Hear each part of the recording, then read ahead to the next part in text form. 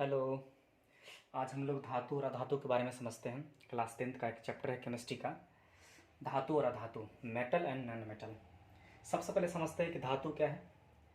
धातु वैसे तत्व जो उष्मा और विद्युत का क्या होता है, सुचालक होता है, साथ ही साथ जिसमें आघात वर्धनीयता एवं तन्यता का गुण पाया जाता है, क्या कहलाता है, धातु कहलाता है।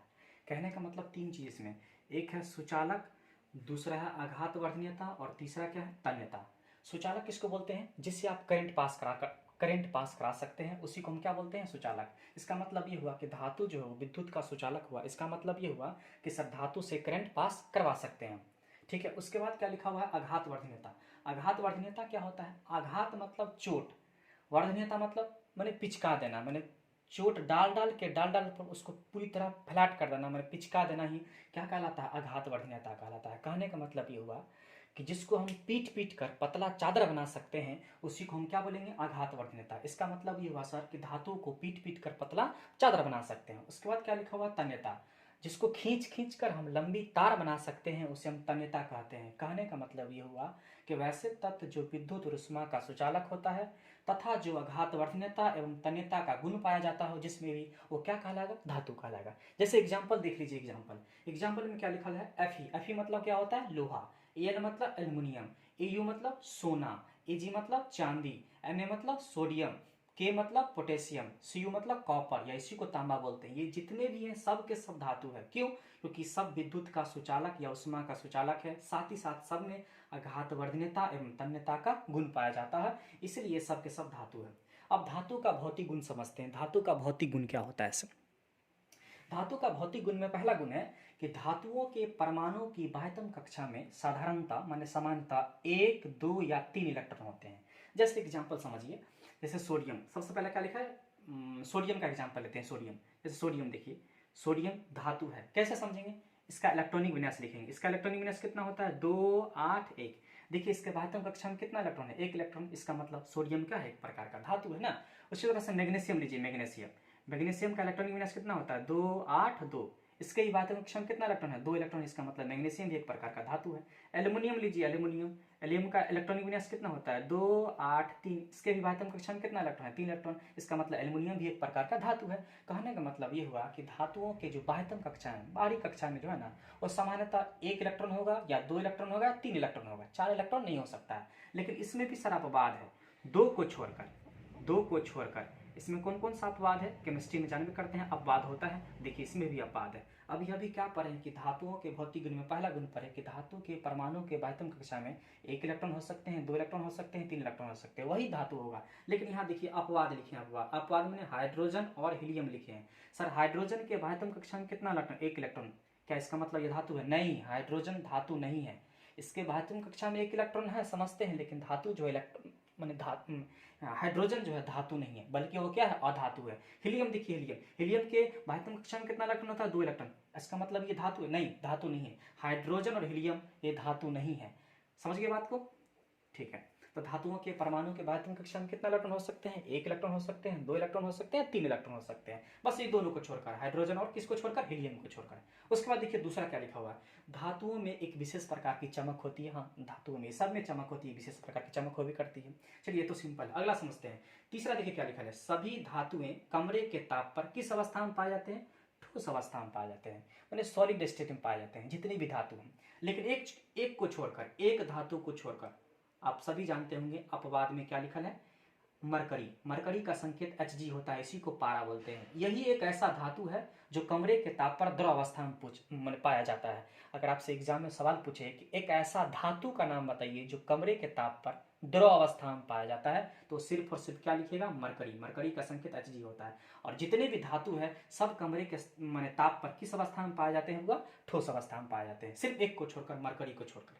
उसके बाद देखिए क्या लिखा हुआ है, उसका देखिए चौथा, धातुएं आघात वर्धनीयता, इतना डिफिनेशन में ही बता दिए थे, आघात वर्धनीयता होते हैं। आघात वर्धनीयता का मतलब क्या होता है, पहले ही बता दिए कि इसको हम पीट पीट कर पतला चादर बना सकते हैं, वही लिखे हैं, धातुएं आघात वर्धनीयते होते हैं, माने अर्थात धातुओं को पीट कर पतली चादर बना सकते हैं। अब देखिए कुछ नोट्स लिखा दिए हैं जो एग्जामिनेशन के दृष्टिकोण से बहुत इंपॉर्टेंट है, ऑब्जेक्टिव में पूछ सकता है।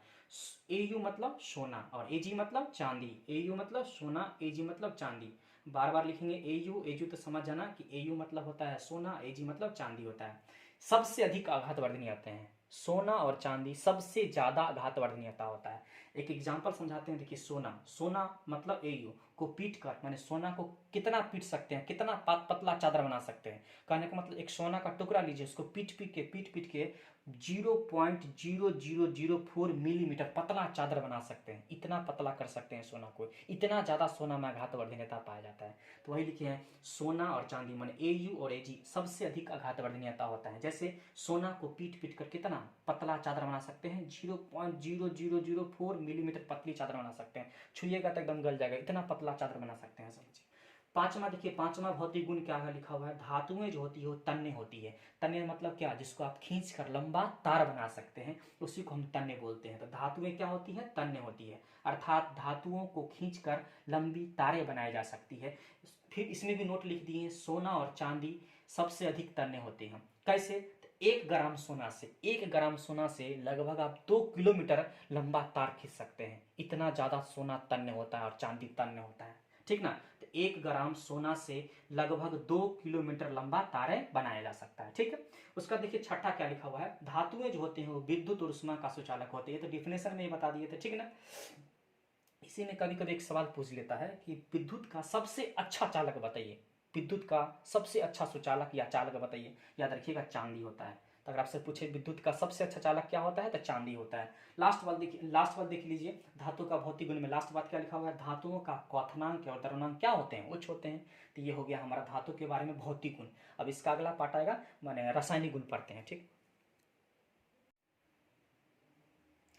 तो धातुओं का भौतिक गुण धर्म खत्म हो गया। अब हम पढ़ेंगे धातुओं का रासायनिक गुण। धातुओं का रासायनिक गुण क्या होता है, सबसे पहले देखिए क्या लिखा हुआ है, धातुएं जो होते हैं वो विद्युत धनात्मक होती है। विद्युत धनात्मक कहने का मतलब ये हुआ कि कोई भी परमाणु अपने में से जो बाह्यतम कक्षा के इलेक्ट्रॉन है वो छोड़ देता हो, तब ये जाके उस पर विद्युत धनात्मक मैंने धनात्मक खुद को धनात्मक चढ़ता है, मैंने उस पर पॉजिटिव चार्ज चढ़ता है। जैसे देखिए क्या लिखा हुआ है कि अर्थ हम क्या लिखे हैं, धातुएं जो होते हैं वो विद्युत धनात्मक होती है। इसका मतलब अर्थात यह अपने बाह्यतम कक्षा के इलेक्ट्रॉन को आसानी से त्याग करके कौन सा आयन बनाता है, धनायन। धनायन मतलब धनात्मक, धनायन का निर्माण कर लेता है। हमने एग्जाम्पल भी लिख दिया है, जैसे सोडियम, देखिए सोडियम सोडियम सोडियम एक प्रकार का धातु है। अब इस पर धनायन है कि ऋणायन है पता करना है। अभी पढ़े कि सब धातुएं जो होते हैं विद्युत धनात्मक होता है। कैसे समझाते हैं आपको, पहले सोडियम, इसका इलेक्ट्रॉनिक विन्यास लिखना पड़ेगा 281। अब देखिए इसके बाह्यतम कक्षा में कितना इलेक्ट्रॉन है, 1 इलेक्ट्रॉन, ये त्याग कर देगा। जिसके बाह्यतम कक्षा में 1 इलेक्ट्रॉन रहे, 2 रहे, 3 रहे, वो त्याग कर देगा आसानी से। अब त्याग कर रहा है तो यहाँ से हटा रहा है तो -1, इलेक्ट्रॉन का साइन ई के पावर माइनस रखेंगे, ठीक ना, क्योंकि इलेक्ट्रॉन जो होता है निगेटिवली चार्ज होता है, मतलब उस पर ऋणात्मक आयन होता है, ऋणात्मक ना, तो इलेक्ट्रॉन पर माइनस चार्ज रखेंगे। 1 इलेक्ट्रॉन हटा रहा है तो इसलिए -1 रखे हैं। तो सोडियम का इलेक्ट्रॉनिक विन्यास 281 होता है।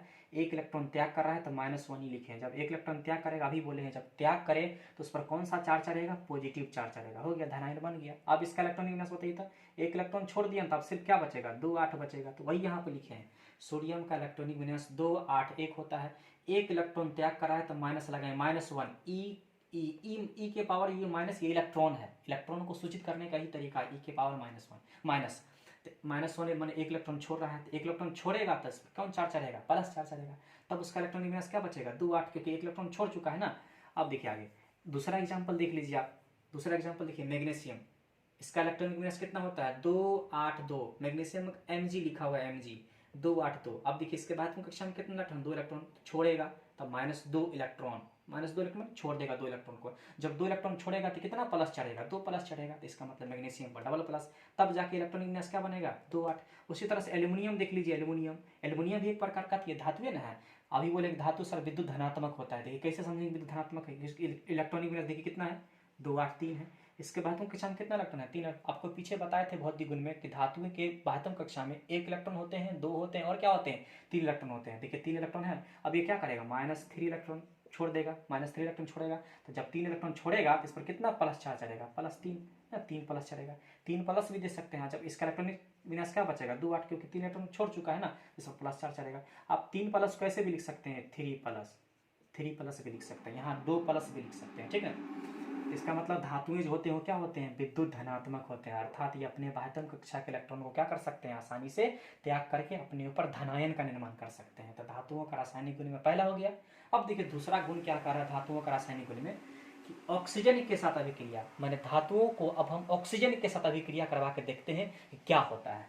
तो वही लिखे ऑक्सीजन के साथ अभिक्रिया, दूसरा गुण देखिए क्या करिए, क्या है, धातुएं जो होते हैं ऑक्सीजन के साथ अभिक्रिया करके ऑक्साइड का निर्माण करते हैं। धातु जो है ऑक्सीजन के साथ अभिक्रिया करेगा, सिंपल ऑक्साइड बनाएगा। जैसे एग्जांपल देखिए, मैग्नीशियम ऑक्सीजन के साथ अभिक्रिया किया, ऑक्सीजन ना O2 लिखेंगे क्योंकि ये डायटोमिक होती है, क्योंकि ये गैस होती है इसलिए डायटोमिक होती है। तो मैग्नीशियम को हमने ऑक्सीजन के साथ अभिक्रिया करवाया तो बना मैग्नीशियम ऑक्साइड। अब सर यहाँ दो क्या लिखे, दो यहाँ दो हम इसलिए लिखे हैं, बैलेंस करके हम लिखे हैं। कोई भी समीकरण लिखिए तो उसको बैलेंस करके ही लिखिए। देखिए मैग्नीशियम ऑक्साइड बन गया, इधर ऑक्सीजन दो गो था, यहाँ ऑक्सीजन एगो था, तो यहाँ 2 से मल्टीप्लाई किए हैं, ठीक ना। जब 2 गो मैग्नीशियम इधर हो गया, एगो मैग्नीशियम, इसलिए यहाँ 2 से मल्टीप्लाई किए हैं, ठीक ना। तो मैग्नीशियम ऑक्सीजन के साथ संयोग करेगा तो क्या बनेगा, मैग्नीशियम ऑक्साइड। बना दिया ना, बना दिया। धातु ऑक्सीजन के साथ अभिक्रिया कर क्या बनाया, ऑक्साइड ना, मैग्नीशियम ऑक्साइड बना लिया ऑक्साइड, ठीक ना। सोडियम भी एक प्रकार का धातु है, इसको भी ऑक्सीजन के साथ अभिक्रिया बना के क्या बनेगा, सोडियम ऑक्साइड। देखें ना, बार बार ऑक्साइड ऑक्साइड बना रहे हैं ना, ऑक्साइड ऑक्साइड। इसका मतलब धातु जो है ऑक्सीजन के साथ अभिक्रिया करेगा तो क्या बनेगा, ऑक्साइड बनेगा। किसका, धातु का ऑक्साइड बनेगा कि अधातु का ऑक्साइड बनेगा, धातु का ऑक्साइड बनेगा, क्योंकि ये धातु ने अभिक्रिया कर रहा है ऑक्सीजन के साथ, तो धातु का ही ऑक्साइड बनेगा। चलिए ये वाला याद रखिएगा, ये आगे काम देगा।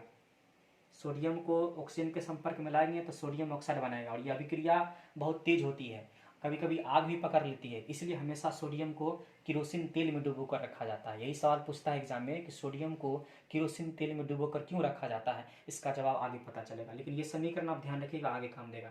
इसको भी बैलेंस करके लिखे है ना, 2 गो ऑक्सीजन था, इधर एक ऑक्सीजन था, इसलिए 2 से मल्टीप्लाई कर दिए। 4 गो सोडियम हो गया, इधर 4 सोडियम करना तो 4 से मल्टीप्लाई कर दिए। उसी तरह देखिए जिंक भी एक प्रकार का क्या धातु है, इसको भी ऑक्सीजन के साथ अभिक्रिया करवाइए तो बनेगा जिंक ऑक्साइड। सब ऑक्साइड ऑक्साइड बना रहा है, याद रखना। और धातु को ऑक्सीजन के साथ अभिक्रिया कराएंगे तो धातु का ऑक्साइड बनेगा, माने ऑक्साइड बनाएगा, ठीक। आइए तीसरा क्या है, जल के साथ अभिक्रिया। अब जल के साथ अभिक्रिया करवा के देखते हैं क्या बनता है। देखिए क्या लिखे हैं, जल के साथ अभिक्रिया, ध्यान देखिए क्या लिखे हैं, धातुएं जो है जल के साथ अभिक्रिया करके ऑक्साइड या फिर हाइड्रोक्साइड बनेगा, या तो ऑक्साइड बनाएगा या तो हाइड्रोक्साइड बनेगा। लेकिन एक चीज फिक्स रहेगा, हाइड्रोजन गैस जरूर मुक्त करेगा।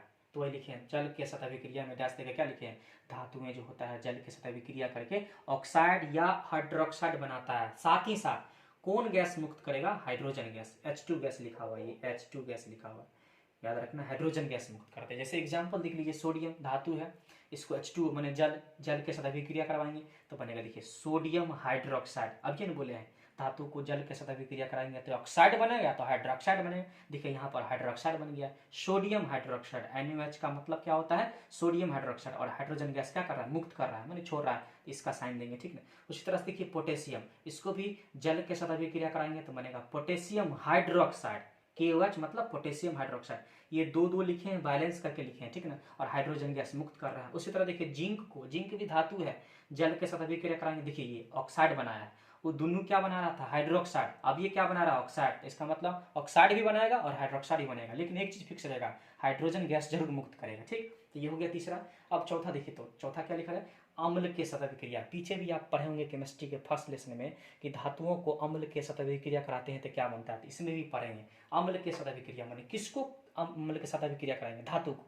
तो वही लिखे, धातुएं अम्ल के साथ अभिक्रिया करके सिंपल लवण और कौन गैस बनाता है, हाइड्रोजन गैस बनाता है। याद रखना कि अगर धातु को अम्ल के साथ अभिक्रिया कराएंगे, दो चीज बनाएगा, लवण भी बनाएगा और साथ ही साथ कौन गैस बनाएगा, हाइड्रोजन गैस बनाएगा। जैसे एग्जांपल देख लीजिए, मैग्नीशियम धातु है, HCl माने हाइड्रोक्लोरिक अम्ल है, हाइड्रोक्लोरिक अम्ल या हाइड्रोजन क्लोराइड भी बोल सकते हैं। देखिए मैग्नीशियम एक प्रकार का धातु है, हाइड्रोक्लोरिक अम्ल माने धातु को अम्ल के साथ अभिक्रिया करवाएं। देखिए मैग्नीशियम क्लोराइड फार्मूला होता है MgCl2, यह एक प्रकार का लवण है और कौन गैस बनाता है, हाइड्रोजन गैस बनाता है। तो ही हो गया, धातु अम्ल के साथ अभिक्रिया करके लवण और कौन गैस बनाता है, हाइड्रोजन गैस बनाता है। उसी तरह से नीचे देखिए, सोडियम हाइड्रोक्लोरिक अम्ल माने सोडियम माने धातु है, अम्ल हाइड्रोक्लोरिक अम्ल है, ये दोनों को अभिक्रिया करवाएं तो सोडियम क्लोराइड एक प्रकार का लवण है और कौन गैस बनाता है, हाइड्रोजन गैस बनाता है, ठीक ना। तो हम धातु का भौतिक गुणधर्म और रासायनिक गुणधर्म पढ़ लिए हैं, अब इससे आगे पढ़ते हैं।